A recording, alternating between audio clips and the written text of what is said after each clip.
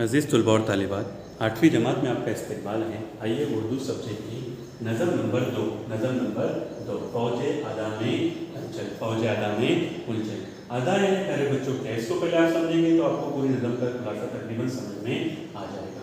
अदा यानी अद्व की जमा, यहाँ मुराद है दुश्मन। अद्व यानी दुश्मन, फ़ौज अदा में हलचल, दुश्मन की फ़ौज में हलचल, दुश्मन की फ़ौज में हलचल। ये मंजर इस नज़म के अंदर आपको पेश किया गया है और समझाने की कोशिश की गई है। शायर ने चूँकि इसको अशार की शक्ल में लिखा है और ये मरसिया है। क्या है? मरसिया है। इसके जो शायर है वो मिर्ज़ा दबीर हैं। इनकी पैदाइश दिल्ली में हुई थी 1803 के अंदर और इनका इंतकाल लखनऊ में 1975 को हुआ था। प्यारे बच्चों, इस नज़म में कुछ नए अल्फाज आए हैं, हमने कुछ को यहाँ पर लिखा है, बाकी आपकी किताब में बहुत सारे हैं। आप जब सवाल जवाब लिखेंगे तो पहले इन अल्फाज के मानी को लिखना, उनको 2-3 मरतबा पढ़ना, उसको याद करना, ताकि आपको ये नज़म आसानी से समझ में आ जाए, मरसिया समझ में आ जाए। आदा यानी अद्व की जमा, यहाँ ये अद्व यानी दुश्मन, अद्व में दुश्मन। फिर रन, दूसरा लफ्ज़ क्या है? रन, जंग का मैदान। शेरे खुदा ये हज़रत अली रज़ी अल्लाह अन्हु का लक़ब है। किसका लक़ब है? हज़रत अली रज़ी अल्लाह अन्हु का लक़ब है। नज़म में जो लफ्ज़ आया हुआ है, मरसिया में जो लफ्ज़ आया हुआ है, इब्ने शेर खुदा यानी हज़रत अली रज़ी अल्लाह अन्हु का बेटा, इब्न यानी बेटा।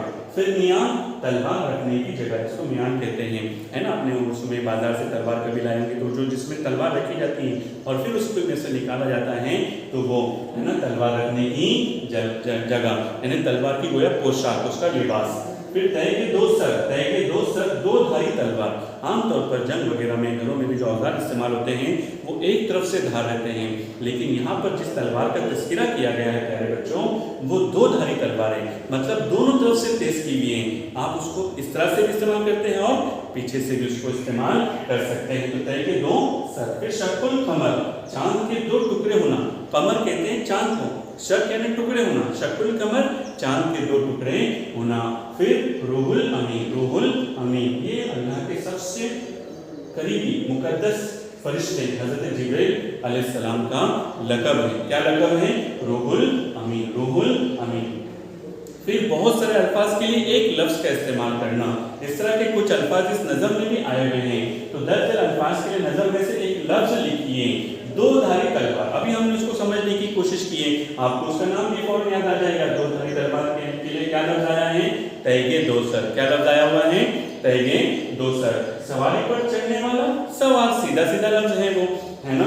फिर यहाँ फसाद पैदा करने वाला यानी फितनागर, और आखिर में दुश्मनी या हसद रखने वाला जो रहता है उसको कीनावर कहते हैं। क्या कहते हैं? कीनावर कहते हैं। प्यारे बच्चों, मिर्ज़ा दबीर और मीर अनीस इनको है ना उर्दू के मरसिया निगारी में एक अहम मुकाम हासिल है। मरसिया जो है वो अरबी ज़बान का लफ्ज़ है, रसा, जिसके माने क्या होते हैं? मुर्दे पर रोना और उसकी खूबियाँ बयान करना है। मरने वाले को रोना और उसकी खूबियाँ बयान करना मरसिया कहलाता है। उर्दू में आम तौर पर हज़रत हुसैन रज़ी अल्लाह अन्हु और उनके साथियों की करबला में शहादत के बयान पर कही गई नज़म करबलाई मरसिया कहलाती है, जबकि दिगर किसी शख्स की मौत पर जो नज़म कही जाती है उसको शख्सी मरसिया कहते हैं।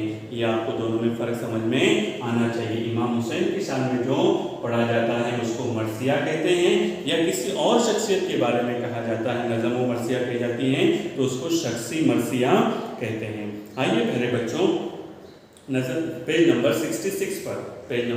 66 पर ये नज़म पूरी लिखी हुई है। पहले हम इसको तरन्नुम से पढ़ते हैं, बाद में इसको समझने की कोशिश करते हैं। नज़म नंबर 2, फ़ौज अदा में हलचल, मिर्ज़ा दबीर शायर का नाम है। जब रन में इब्ने शेर खुदा हमलावर हुआ, बाहर नियाम से सर तेगे 2 सर हुआ। जब रन में इब्ने शेर खुदा हमलावर हुआ, बाहर नियाम से सर तेगे 2 सर हुआ। चिल्लाया आफताब वो शक्ल कमर हुआ, आया जो पेश तेग वो ज़ेरो ज़बर हुआ। मौला बड़े जो तैग दो पे कर को तोल कर, मौला बड़े जो तैग दो पे कर को तोल कर। روح الامین سکر ہوئے شہ پر کو کھول کر، روح الامین سکر ہوئے شہ پر کو کھول کر، جب رن میں بن شیر خدا حملہ ور ہوا۔ من ہی من میں پڑھیے پیارے بچوں، اور کتاب کے اندر دیکھیے تاکہ آپ کو بھی پڑھنے میں مزہ آ جائے۔ کس لفظ کو کس طرح سے ادا کیا جا رہا ہے، لفظوں کی ادائیگی بہت ضروری ہے۔ صحرا سے شیر بھاگ گئے سوئے کوثر، پولو قرار کو نہ رہی طاقت قرار، اسوار پر اجل کا پیادہ ہوا سوار، پسپا ہوئے پیادے تو پرزیر سالادار، بھاگے نیا میں قبضہ شمشیر چھوڑ کر، بھاگے نیا میں قبضہ شمشیر چھوڑ کر، رن سے چلی کہاں کو کما تیر چھوڑ کر، رن سے چلی کہاں کو کما تیر چھوڑ کر، جب رن میں بن شیر خدا حملہ ور ہوا۔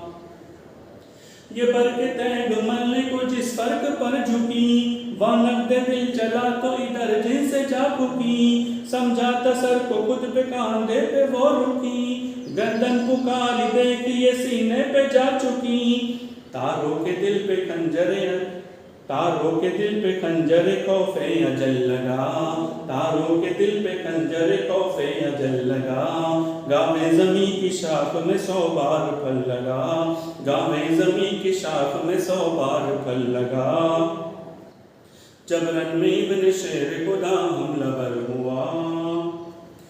باد اجل میں فتنہ گڑوں کو اڑا دیا، چھوٹا جو زاگ تیر پڑوں کو اڑا دیا، پاؤں کو کاٹا اور سروں کو اڑا دیا، شکل غبار کی نوروں کو اڑا دیا، اس کو جو سرکشی نہ کسی کی خوش آتی تھی، اس کو جو سرکشی نہ کسی کی خوش آتی تھی، سر کو گرا کے خاک میں تن کو ملاتی تھی، سر کو گرا کے خاک میں تن کو ملاتی تھی، جب رن میں ابن شیر خدا حملہ ور ہوا۔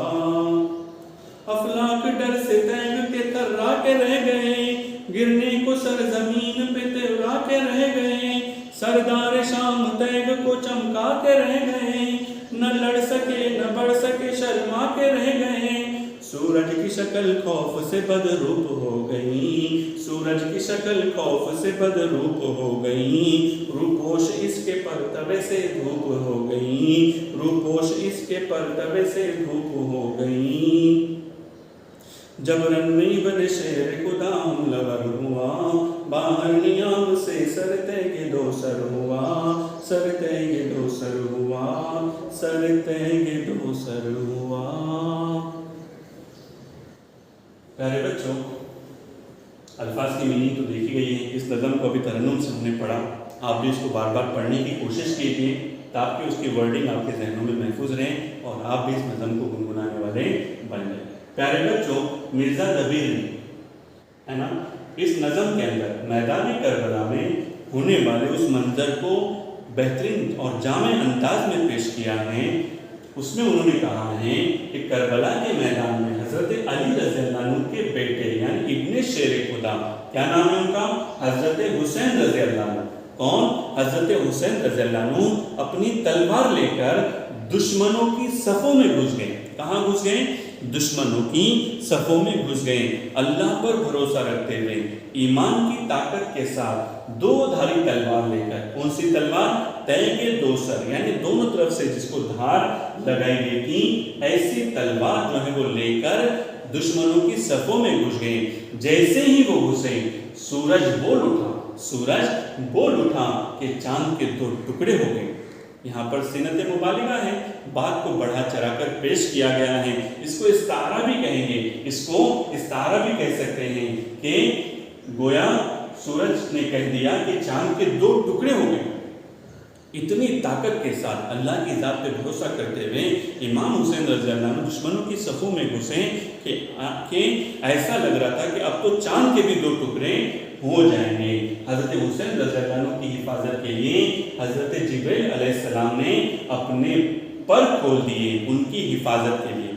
ہم نے جنگ کے میدانوں کو دیکھا ہوگا یوٹیوب ٹی ویز وغیرہ کے اوپر کہ ایک ہاتھ میں تلوار رہتی ہے، دوسرے ہاتھ میں ڈھال رہتی ہے۔ تلوار سے دشمنوں پر وار کیا جاتا ہے اور ڈھال سے دشمن کے وار کی حفاظت کی جاتی ہے۔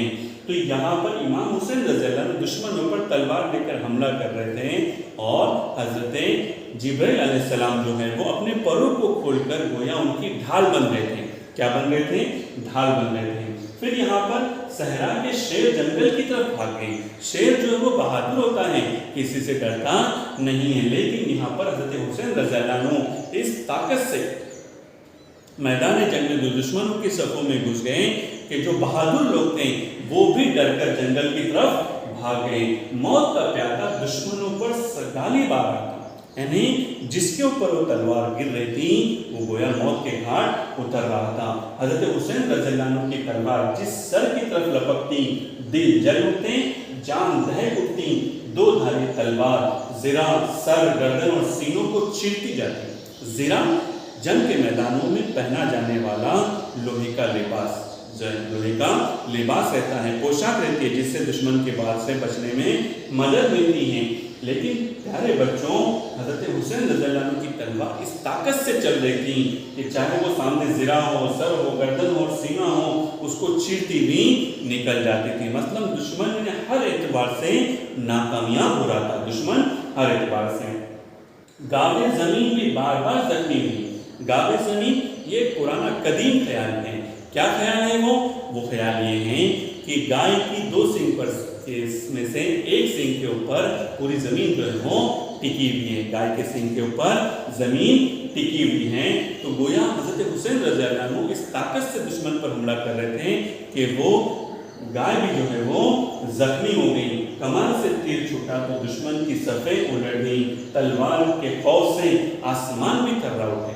یہاں پر بھی صنعت مبالغہ, کسی بات کو بڑا چڑھا کر پیش کرنا, یعنی وہ حقیقت سے بہت دور معلوم ہونے لگے. لیکن یہاں پر ایک خوف کا ماحول جو تھا دشمنوں کے صفوں کے اندر, اس کو بیان کرنے کے لیے شاعر نے, مرزا دبیر نے یہ کہا کہ جیسا آسمان بھی تھرا اٹھے, آسمان بھی تھرا اٹھے. اور اتنا قریب تھا, تھرا اٹھے, گش آ گیا ان کو, بے ہوشی کا عالم, یعنی گشی آنا, چکر آنا, چکر اتنا آ گیا تھا کہ گویا بس اب زمین پر گرنے والا تھا. کون؟ آسمان گرنے والا تھا.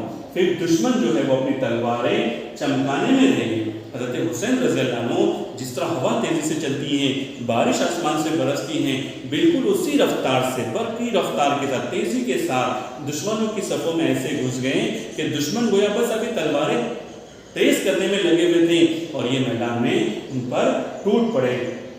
سورج بھی خوف سے پیلا پڑ گیا, سورج بھی خوف سے پیلا پڑ گیا اور سورج کے پرتوے سے دھوپ غائب ہو گئی. انسان کا چہرہ جو ہے جب چمکتا ہے تو آدمی سمجھتا ہے کہ خوش ہے, لیکن چہرے سے بھی پہچاننے میں آتا ہے اگر وہ غم زدہ یا خوف والا ہے تو چہرہ بھی پہچاننے میں آتا ہے.